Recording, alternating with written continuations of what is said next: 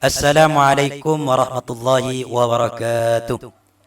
Berikut ini adalah alasan Tengku Qori tidak lagi membela Imaduddin, yakni Kiai Imad, terkait soal nasab para habaib. Simak videonya sampai selesai biar tidak gagal paham.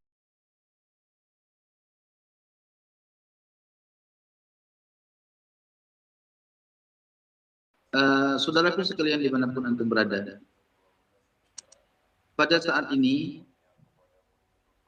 saya ingin menanggapi statement atau pernyataan Kiai Imaduddin Utsman Al-Bantani yang beliau terprovokasi dari perkataan Rumil Abbas yang memposting foto Gus Baha.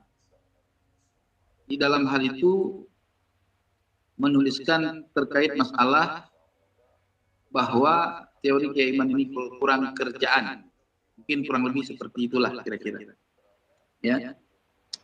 Dan sehingga Kiai Iman menjawab sesuatu hal yang memang kalau saya lihat terlalu terburu-buru di dalam menganalisa suatu informasi.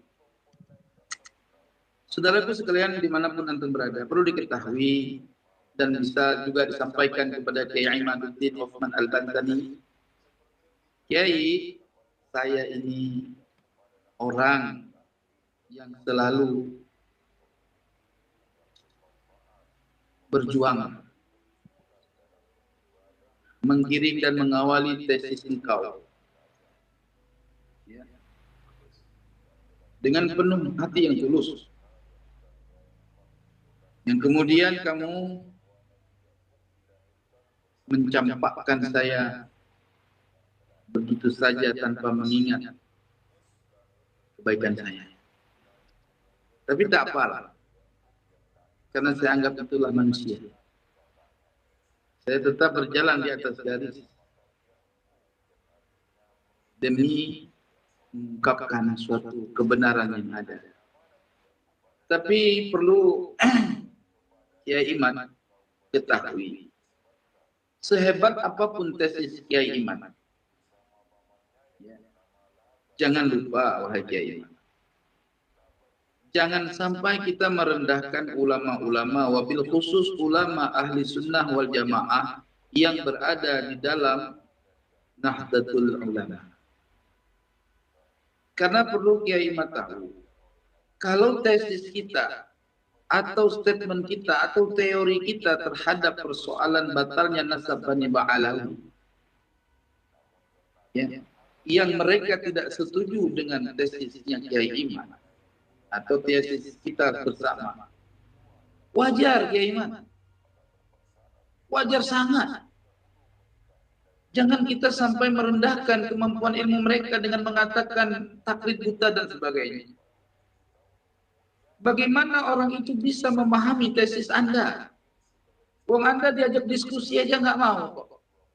Menjawab sesuatu dengan tulisan.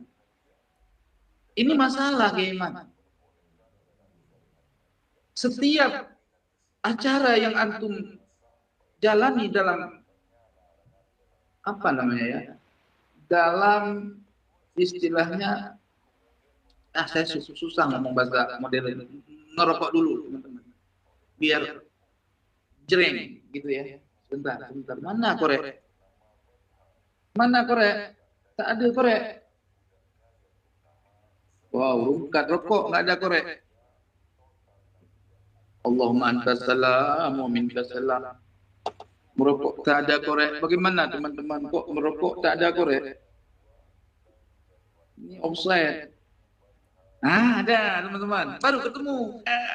Kita buka rokok dulu ya teman-teman.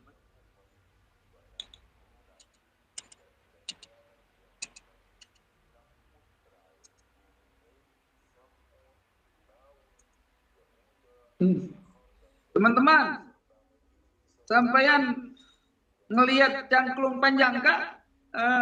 Maka ini jadi masalah nasab semakin panjang teman-teman. Bagaikan panjang cangklung ini. Oke? Sekarang kita balik. Jadi teman-teman, dalam setiap seminar Kiai Imad itu tidak ada satupun yang saya lihat dihadiri ulama-ulama yang kontra. Jadi sehingga tidak ada muncul satu diskusi yang menentang. Lalu bagaimana suatu tesis ya, atau satu teori dengan menyatakan bahwa nasab Bani Ba'alawi itu mardud karena tidak didapatkan catatan dari kitab sezaman, itu diakui kekuatannya tanpa melalui proses diskusi yang panjang.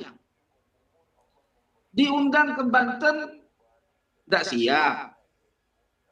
Iya, nah diajak diskusi kedua pun ada laporan antum juga nggak mau ikutan. Jadi saya bingung, wahai Kiai Imad.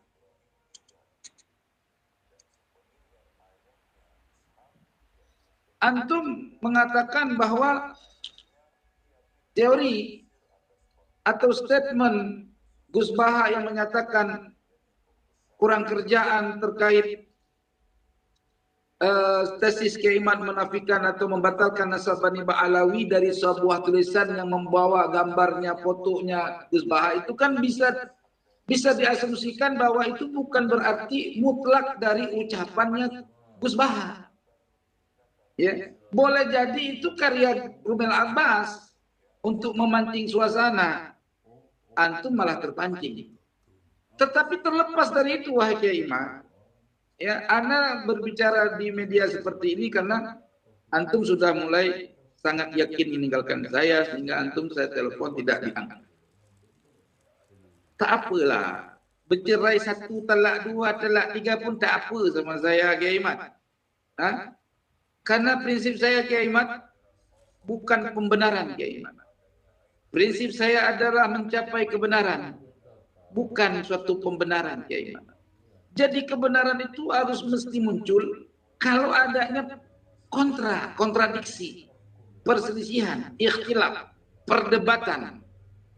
Jadi kita tidak bisa menganggap diskusi kita kita tidak bisa menganggap tesis kita itu mantap dan kuat kalau belum melalui diskusi ilmiah yang antum sendiri ikut di dalamnya. Ya, coba perhatikan. Api rokok mati teman-teman. Bakar lagi. Korek gak hidup-hidup. Ini gara-gara keramat Kiai Imad kayaknya. Korek gak hidup. Kiai Imad, baca bismillah biar korek bisa hidup.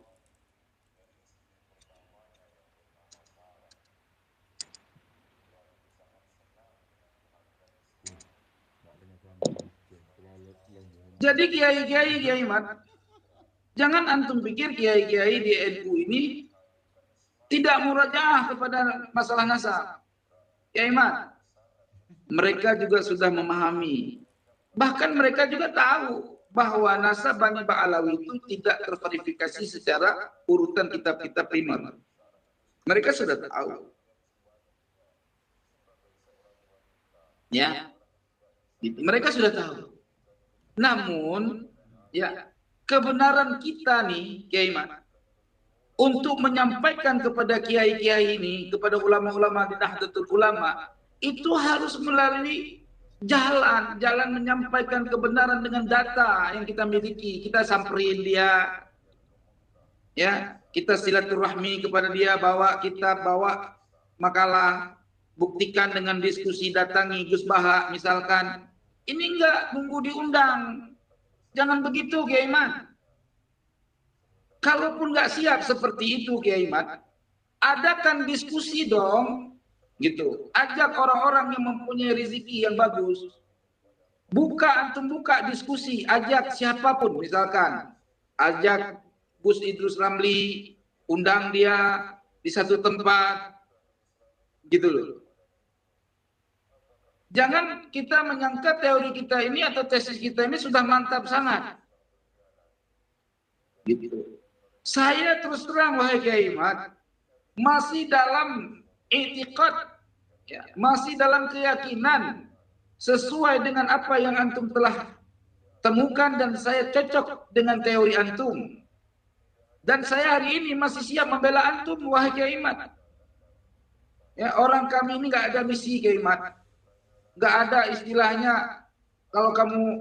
kalau antum berpikir atau beranggapan bahwa saya ini hanya trik saja menyusup segala macam teori-teori. Enggak, Kiai Iman. Wallahi, saya bicara atas kebenaran, Kiai Iman. Terima kasih telah menonton video ini. Semoga kita semua diberi taufik dan hidayah sehingga bisa membedakan mana yang hak dan yang batil. Amin ya rabbal alamin. Assalamualaikum warahmatullahi wabarakatuh.